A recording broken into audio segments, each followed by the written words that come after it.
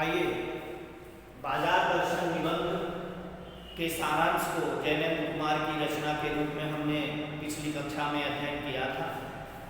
जयनेंद्र कुमार के जीवन से संबंधित कुछ महत्वपूर्ण जानकारियों पर प्रकाश डाला गया था। उसके बाद बाजार दर्शन जो निबंध है उसका सारांश क्या है, मूल भाव क्या है, इसकी चर्चा हमने पिछली कक्षा में की थी। अब आज हम एक एक अनुच्छेद, एक एक पैराग्राफ आपके निबंध का वाचन करते हुए और उसके व्याख्या, उसके अर्थ को आपके सामने रखेंगे।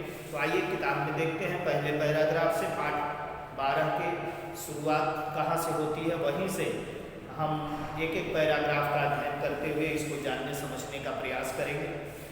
लेखक कहता है, एक बार की बात कहता हूँ, मित्र बाजार गए थे तो कोई एक मामूली चीज लेने, पर लौटे तो एकदम बहुत से बंडल पास थे। मैंने कहा, यह क्या? बोले, यह जो साथ थी। उनका आशय था कि यह पत्नी की महिमा है, उस महिमा का मैं कायल हूँ। आदिकाल से इस विषय में पति से पत्नी की ही प्रमुखता प्रमाणित है, और यह व्यक्तित्व का प्रश्न ही स्त्रीत्व का प्रश्न है। स्त्री माया न जोड़े तो क्या मैं जोड़ूं? फिर भी सच सच है, और वह यह कि इस बात में पत्नी की ओट ली जाती है। मूल में एक और तत्व की महिमा सविशेष है, वह तत्व है मनी व्यय, अर्थात पैसे की गर्मी या एनर्जी। लेखक कहना चाहता है पैसा पावर है, पर उसके सबूत में आसपास माल टाल न जमा हो तो क्या वह खाक पावर है? पैसे को देखने के लिए बैंक हिसाब देखिए, पर माल असबाब मकान कोठी तो अनदेखे ही दिखते हैं। पैसे की उस परचेजिंग पावर के प्रयोग में ही पावर का रस है। लेखक यहाँ दिखाना चाहता है कि लेखक का एक मित्र जो बाजार जाता है कुछ जरूरी सामानों की खरीदारी के लिए, लेकिन जब वह वापस आता है तो अपनी पत्नी सहित बाजार गया हुआ, और वापस आता है तो उसके साथ बहुत सारे पैकेट, बहुत सारे झोले उसके साथ हैं। लेखक उस पर प्रश्न करता है कि आखिर ऐसा क्यों? तुम तो कुछ जरूरी चीज़ों के लिए गए थे, लेकिन इतनी दुनिया भर की ये चीज़ें खरीदने का मतलब क्या? तो लेखक कहता है कि उनके मित्र के द्वारा तुरंत अपनी पत्नी की ओर इशारा करके ये दिखाया जाता है कि ये इनके वजह से इन सारी चीज़ों की या इतने सारी चीज़ों की खरीदारी हमें करनी पड़ी। लेखक कहता है यह बहाना हर व्यक्ति करता है, लेकिन सच्चाई ये नहीं है। लेखक ये मानता है कि इसका मुख्य कारण है मनी पावर, मनी बैंक। अपना जो पर्स है यदि पैसे से भरा है तो पत्नी के इशारा करने मात्र से हम तमाम उन सारी चीज़ों को खरीदते हैं जो हमारे लिए आवश्यक नहीं है या बहुत जरूरी नहीं है, उसको भी हम खरीदना चाहते हैं। और लेखक अंततः कहता है कि ये हर व्यक्ति स्त्रियों के मत्थे इस चीज़ को जड़ता है, लेकिन सच्चाई ये नहीं है। सच्चाई ये है कि पत्नी की ओट ली जाती है, लेकिन मूल में एक तत्व की महिमा मुख्य है, और वह तत्व है मनी व्यय, अर्थात पैसे की गर्मी या एनर्जी। और जिसके पास, अब कोई पत्नी कितना भी कहे, जिसके पास मनी बैग नहीं है, जिसके पास मनी पावर नहीं है, वो बेचारा कहाँ से अनावश्यक चीज़ों को खरीद पाएगा? वो तो अपनी आवश्यकताओं की पूर्ति में ही तमाम रहता है। तो लेखक कहना चाहता है कि ये एक बहाना मात्र है, इसका मुख्य कारण मनी बैग, मनी एनर्जी है, मनी पावर है, जो हमें अनावश्यक चीज़ों को भी खरीदने के लिए प्रेरित करता है, क्योंकि यदि वो हमारे पास है तो हमारा मन सारी चीज़ों को खरीदने को करेगा, और बाजार तो आकर्षणों से भरा पड़ा। लेखक कहता है कि आपके पास धन है तो बैंक में चाहे कितना सारा धन है उसे कौन देखता है, या आपके उस पावर को देखने के लिए, मनी पावर को देखने के लिए आपके अकाउंट को देखना पड़ेगा। लेकिन यदि आपके पास मनी पावर है तो आपकी कोठी, आपके बंगले, आपकी गाड़ियाँ, आपके सुख साधन संसाधन की जो चीज़ें हैं उनको देख करके आसानी से लोग समझ जाते हैं आपकी औकात के बारे में, आपके मनी पावर के बारे में। तो लेखक कहता है, और बहुतायत लोग ऐसे ही होते हैं कि अपने पैसों को बैंकों में बढ़ाने का प्रयास न करके, या उसको रखने का प्रयास न करके गाड़ी घोड़ा बंगला, अपने सुख साधन की चीज़ें जुटा करके और दिखावे में ज़्यादा खर्च करते हैं और उनका जो मनी बैग है, मनी पावर है, वो दिखावे में ज़्यादा खर्च होता है। लेखक ये दिखाना चाहता है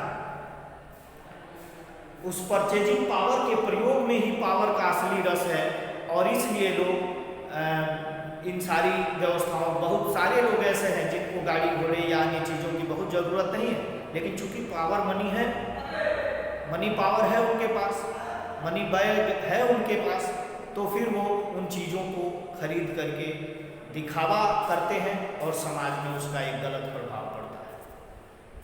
अब तीसरे पैराग्राफ को देखें। लेखक कहता है लेकिन नहीं, लोग संयमी भी होते हैं।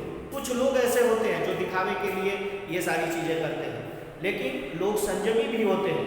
वे फिजूल सामान को फिजूल समझते हैं, वे पैसा बहाते नहीं और बुद्धिमान होते हैं। बुद्धि और संयम पूर्वक वह पैसे को जोड़ते जाते हैं। वह पैसे की पावर को इतना निश्चय समझते हैं कि उसके प्रयोग की परीक्षा उन्हें दरकार नहीं है। वह खुद पैसों के जुड़ा होने पर उनका मन गर्व से भरा फूला रहता है।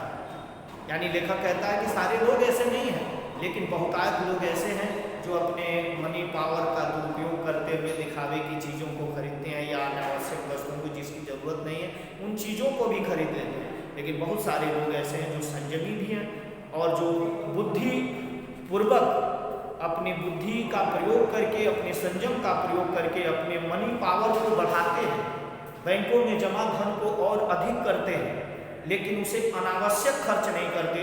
जहां ज़रूरत होता है उसे अपने आवश्यकताओं की पूर्ति करते हैं, और उसके अलावा जो धन है उसको वो संयमित तरीके से उसके पावर को, उस मनी के पावर को बचाते हैं और उसे बैंकों के माध्यम से, अन्य क्रियाकलापों के माध्यम से बढ़ाते रहते हैं। अब अगला जो पैराग्राफ है उसको देखेंगे। लेखक कहता है मैंने कहा यह कितना सामान ले आए। मित्र ने सामने मनी बैग फहरा दिया और कहा यह देखिए सब उड़ गया, अब जो रेल टिकट के लिए भी बचा हो। मैंने तब तय माना कि और पैसा होता और सामान आता। वह सामान जरूरत की तरफ देखकर नहीं आया, अपनी परचेजिंग पावर के अनुपात में आया है। लेकिन ठहरिए, इस सिलसिले में एक और भी महत्व का तत्व है जिसे नहीं भूलना चाहिए। उसका भी इस कर्तव्य में बहुत कुछ हाथ है, वह महत्व है बाजार। मैंने कहा यह इतना कुछ नाहक ले आए। मित्र बोले कुछ न पूछो, बाजार है कि शैतान का जाल है। लेखक ने बाजार को शैतान का जाल कहा और कहा कि जो भी संयमपूर्ण तरीके से बाजार नहीं गया, अपने आवश्यकताओं की पूर्ति मात्र के लिए बाजार नहीं गया, वह उस शैतान की जाल में अनावश्यक उसे फंसना तय है। ऐसा सजा सजा कर माल रखते हैं कि बेहया ही हो जो न फंसे। यानी लेखक कहता है कि जब मैंने उससे ये कहा कि ये इतना सारा सब कैसे खरीद लाए, तो पहले तो पत्नी पर दोष देता है, उसके बाद जो है मनी बैग यानी अपने पर्स को सामने रख करके खोल के दिखाता और कहता देखो सारे पैसे हो गए। अब केवल रेल के टिकट के लिए पैसे कुछ बचा के रखे, वो भी न जाने बचे हैं ना ही बचे हैं। तो लेखक इसके माध्यम से दिखाना क्या चाहता है कि अनावश्यक वस्तुओं की खरीदारी करके किस तरह से हमारा मनी पावर जो है गड़बड़ हो सकता है, हमारा बजट गड़बड़ हो सकता है यदि हम उसके प्रभाव में आ जाए। और लेखक के मित्र के द्वारा बताया भी जाता है कि ये जो बाजार है वो शैतान का जाल है, ऐसा जाल है जो किसी भी व्यक्ति को अपनी ओर आसानी से आकृष्ट कर लेता है। और कोई व्यक्ति, लेखक ये कहता है कि कोई बेहया ही हो जो उसके आकर्षण में न फंसे। यानी एक आम आदमी का बाजारों के आकर्षण में इतने तरह के संसाधनों को, इतने तरह की वेराइटियों को परोस के इतने सुसज्जित तरीके से बाजारों की व्यवस्था होती है कि कोई भी सामान्य आदमी उसमें फंसे बिना नहीं रह सकता। लेकिन लेखक कहता है कि नहीं, ये सच्चाई ये है कि यदि हमारे पास मनी पावर है तो हम उसके आकर्षण में आते हैं। यदि हमारे पास आवश्यकताओं की पूर्ति तक का ही साधन है, मनी पावर है, तो हम निश्चित रूप से केवल अपने आवश्यकताओं की पूर्ति करेंगे। लेकिन हाँ, मन में एक अफसोस रहेगा कि हमारे पास और होता तो ये खरीद लेते, वो खरीद लेते। और ये चीज़ें भी मन को कुंठित करने वाली, समाज में अशांति फैलाने वाली होती है। और उसका मुख्य कारण क्या होता है कि आपके आस पड़ोस के लोगों का आवश्यकता से अधिक प्रदर्शन करना, आपके आस पड़ोस के लोगों का अनावश्यक वस्तुओं को खरीद कर लाना, जिसको देखकर एक सामान्य व्यक्ति भी ललचाई निगाहों से उन चीज़ों को पाने का प्रयास करता है या उनके बारे में सोचता है। तो लेखक ये दिखाना चाहता है। आगे देखें, मैंने मन में कहा, ठीक बाजार आमंत्रित करता है कि आओ मुझे लूटो और लूटो, सब भूल जाओ, मुझे देखो, मेरा रूप और किसके लिए है, मैं तुम्हारे लिए हूँ। नहीं कुछ चाहते हो तो भी देखने में क्या हर्ज है। अजी आओ भी। इस आमंत्रण में यह खूबी है कि आग्रह नहीं है, आग्रह तिरस्कार जगाता है, लेकिन ऊंचे बाजार का आमंत्रण मूक होता है और उससे चाह जगती है। चाह मतलब अभाव। चौक बाजार में खड़े होकर आदमी को लगने लगता है कि उसके अपने पास काफ़ी नहीं है, और चाहिए। मेरे यहाँ कितना परिमित है और यहाँ कितना अतुलित है। ओह, कोई अपने को न जाने तो बाजार का यह चौक उसे कामना से विकल बना छोड़े। विकल क्यों? पागल, असंतोष, तृष्णा और ईर्ष्या से घायल कर मनुष्य को सदा के लिए यह बेकार बना डाल सकता है। यानी लेखक ये कहना चाहता है कि बाजार का जो आकर्षण है वो किसी भी व्यक्ति को आसानी से छोड़ता नहीं है, और उसका जो आमंत्रण है वो मूक आमंत्रण है। बाजार में जाने पर तरह तरह की सजी हुई दुकानें, तरह तरह की जो चीज़ें हैं उसको हम ललचाई निगाहों से देखते हैं, और यदि हमारे पास पैसा है तो जरूरत न होने पर भी उन चीज़ों को खरीद लेते हैं। लेकिन यदि हमारे पास पैसा नहीं है तो बाजार की चौक पर या बाजार के बड़े दुकानों पर जाने के बाद मन में तरह तरह के भाव उत्पन्न होते हैं और तरह तरह की जिज्ञासा उत्पन्न होती है। मन में ये भी भाव आते हैं कि वो हमारे पास धन होता तो ये चीज़ खरीद लेता, ये चीज़ खरीद लेता। और ये जो भावना है वह मनुष्य को इस कदर उद्वेलित कर देती है कि वह अपना पॉकेट मनी यानी अपने मनी बैग को, अपने मनी पावर को सुरक्षित नहीं रख पाता है, और इस कामना की व्याकुलता उसे इस कदर अंधा और पागल बना देती है, उस बाजार की उन चीज़ों को प्राप्त करने के लिए लालायित कर देती है कि वह अपने बजट का ध्यान न रखते हुए खरीदारी करने लगता है, और संयमित यदि नहीं है तो निश्चित रूप से बाजार के आकर्षण में फंस जाता है और तमाम तरह की परेशानियों में पड़ जाता है।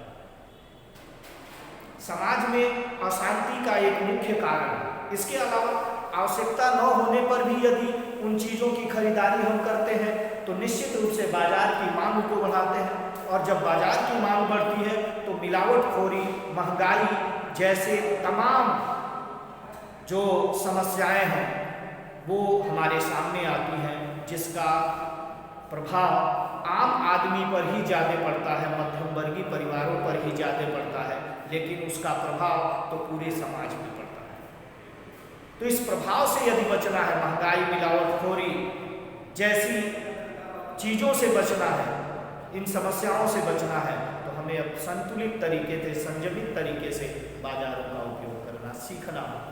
लेखक ये दिखाना चाहता है। आगे के पैराग्राफ में देखें, अब एक दूसरे मित्र की बात कहता है और तब ये उदाहरण दिखाना चाहता है कि उसकी मनोवृत्ति क्या है और बाजार का उसके ऊपर क्या प्रभाव है। एक और मित्र की बात है, यह दोपहर के पहले के गए बाजार से कहीं शाम को वापिस आया। एक दूसरे मित्र की बात करता है जो दोपहर बाजार करने गया और देर शाम तक वापस आता है। आए तो, लेकिन आता है तो खाली है। मैंने पूछा कहाँ रहे? बोला बाजार देखते रहे। मैंने कहा बाजार का देखते क्या रहे? बोले क्यों? बाजार देखते रहे। तब मैंने कहा लाए तो कुछ नहीं। तो उसने क्या जवाब दिया?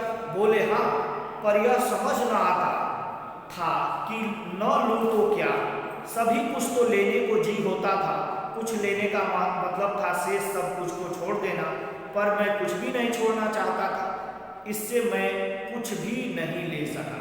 मैंने कहा बहुत खूब। यानी एक दूसरा मित्र जो दोपहर से बाजार जाता है, देर शाम में वापस आता है, लेकिन खाली हाथ वापस आता है। लेखक कहता मैंने उससे प्रश्न किया कि अभी तक कहाँ रहे, तुम कहाँ गए थे, तुम तो बाजार करने गए थे, कुछ जरूरी चीज़ें लेने गए थे, लेकिन खाली हाथ क्यों लौट के आए। तो लेखक कहता, तो उसका मित्र कहता है कि हाँ, लेने को तो मैं गया था, लेकिन बाजार में इतनी सारी चीज़ें पड़ी हुई हैं कि समझ में ही नहीं आता था कि क्या लूँ और क्या ना लूँ। और हर चीज़ लेने का मन होता था कि हर चीज़ खरीद लूँ, लेकिन यदि कुछ चीज़ लेने का मतलब है कि बाकी चीज़ों को मैं बाजार में छोड़ के आ रहा हूँ और मैं कुछ छोड़ना नहीं चाहता था, इसलिए वापस चला आया। यानी बिना कुछ लिए, अपनी ज़रूरत की चीज़ भी न लेकर, यानी वो कामना, वो भावना, वो आकर्षण जो बाजार का है, वो उसको इतना उद्वेलित कर दिया कि अपने ज़रूरत की चीज़ों को केवल खरीद पाना उससे कुछ और ही भाव लग रहा था, और उसे लग रहा था कि उन चीज़ों को खरीद करके हमें उतनी संतुष्टि नहीं होगी जितना बाकी की चीज़ों को न खरीद कर असंतुष्टि होगी। तो इसलिए वो खाली हाथ वापस आ जाता। अब लेखक क्या बताना चाहता है उसके माध्यम से, पर मित्र की बात ठीक थी, अगर ठीक पता नहीं है कि क्या चाहते हो तो सब ओर की चाह तुम्हें घेर लेगी और तब परिणाम त्रास ही होगा, गति नहीं होगी न कर। यानी लेखक कहता है कि अनावश्यक रूप से यदि आप बाजार कर जाते हैं, किसी बिना ठोस आवश्यकता के यदि आप बाजार जाते हैं, तो निश्चित रूप से चारों ओर का आकर्षण आपको अपनी ओर आकर्षित करेगा। और मित्र के साथ ऐसा ही था। कुछ विशेष आवश्यकता के वशीभूत होकर के वो बाजार नहीं गया।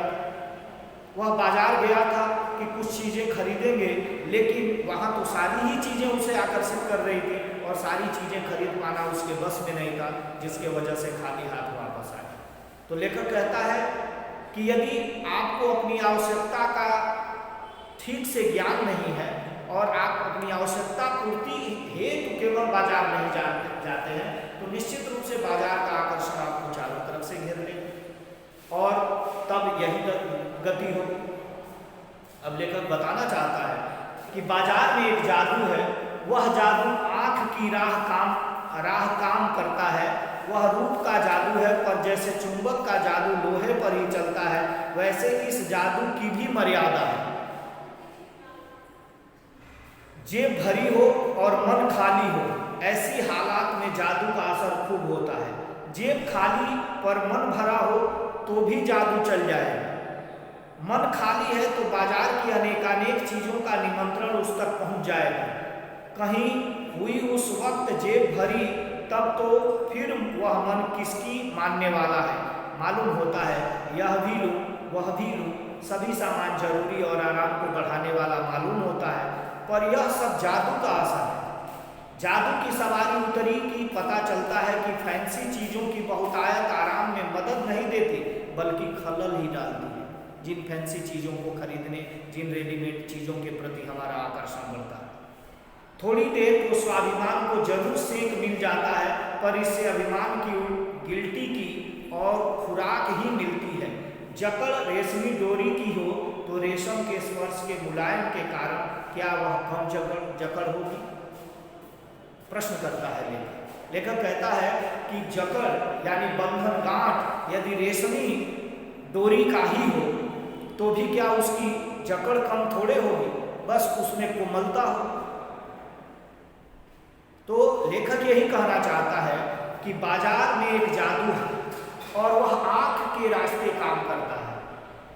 वह रूप का जादू है। जिस तरह से रूप का जादू आंखों के माध्यम से व्यक्ति के हृदय को मथ डालता है, व्यथित कर देता है, चंचल बना देता है, ठीक वही स्थिति बाजारों में भरे पड़े इन सामानों की है, जो आंखों के माध्यम से हृदय को व्यथित करते हैं और मन को इतना चंचल बना देते हैं कि व्यक्ति उसे पाने के लिए लालायित हो जाता है। अब लेखक कहता है कि यदि आपके पास मनी पावर नहीं है, यदि आपके पास पैसे नहीं है, तो मन में तरह तरह का क्षोभ उत्पन्न होता है कि वो हमारे पास भी पैसे होते तो ये चीज़ ले लेता, वो चीज़ ले लेता, ये और जबकि वो सारी चीज़ें बहुत ज़रूरी नहीं होती। जैसे किसी पड़ोसी को, किसी दूसरे व्यक्ति को गाड़ी से चलता हुआ आता हुआ देखकर हर व्यक्ति के मन में होता है कि मेरे पास भी गाड़ी हो, अब उसको इसकी परवाह नहीं है कि उसकी आवश्यकता है या नहीं, लेकिन चूंकि समाज में वो देखता है कि बहुत सारे लोग ऐसे ही हैं जो अनावश्यक रूप में इन चीज़ों को खरीद लेते हैं क्योंकि उन्हें अपने मनी पावर का प्रदर्शन करना है। तो लेखक यहाँ दिखाना चाहता है कि धन के अभाव में, मनी पावर के अभाव में व्यक्ति यदि बाजार गया तो उसके मन में इस तरह का अफसोस रहता है, और उसका प्रभाव ये होता है, उसका दुष्प्रभाव ये होता है कि जब भी उसके जेब में मनी आएगी, जब भी उसका मनी पावर उसके पास होगा तो वो उन चीज़ों के प्रति जरूर आकृष्ट होगा, उन चीज़ों को खरीदने का प्रयास करेगा। लेकिन यदि उसके पास वो मनी पावर नहीं है तो उन चीज़ों को पाने के रास्ते में वो खलल पैदा करती है, और इससे जो है जब वो उन चीज़ों को पा लेता है, खरीद लेता है, तो उसके बहुत जरूरी नहीं है कि उससे उसको आत्मसंतुष्टि मिले, हाँ उसके स्वाभिमान को थोड़ा सा सेठ मिल जाता है, और इस भाव से भी व्यक्ति अपने मनी पावर का, अपने मनी बैग का दुरुपयोग करता है। तो लेखक ये दिखाना चाहता है कि हमें बहुत ही संयमित तरीके से बाजार का उपयोग करना चाहिए। तो अब हम पेज नंबर 105 के तीसरे पैराग्राफ का अध्ययन अगली कक्षा में करेंगे। तब तक के लिए आप सभी को बहुत बहुत धन्यवाद।